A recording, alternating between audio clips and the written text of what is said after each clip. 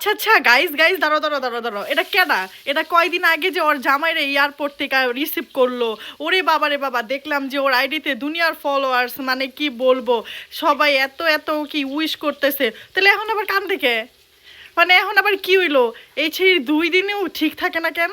মানে আমি বুঝি না ভাই, এরা কি কয়েকদিন আগে আল্লাহ আপু কি, আচ্ছা বুঝলাম না, 2 দিন পর পর একবার ছ্যাঁকা খায় আর একবার খুশি থাকে, মানে কি অনলাইন এগুলো না দেখাইলে কি হয় না?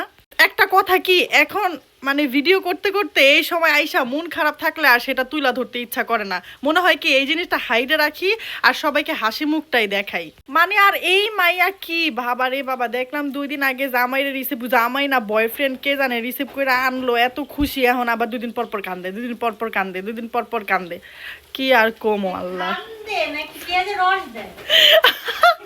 আমার আপু বলতেছে কান্না নাকি পেঁয়াজের রস দেয়, আর আমার মনে হইতেছে মানুষের কাছ থেকে সিম্পিতে নেওয়ার জন্য আর কি কান্না করে, না হলে অনলাইনে তো কান্দার কি আছে? কই, মানুষের জীবন সুখ দুঃখ এটাই স্বাভাবিক, এর জন্য অনলাইনে এসে কান্দা লাগে? আমার একটা ভিডিও আপনি খুঁজে পাইবেন না যে আমি কাঁদছি, মানে অনেক আগে হয়তো বা এইসব ভিডিও আছে, কিন্তু এখন আর আমি এইসব করি না। আমার মন খারাপ আমি অনলাইনে দেখাই না, হাসি মুখটাই দেখাই, কারণ আমি জানি এগুলো নিয়ে মানুষ বেশি ট্রোল করে।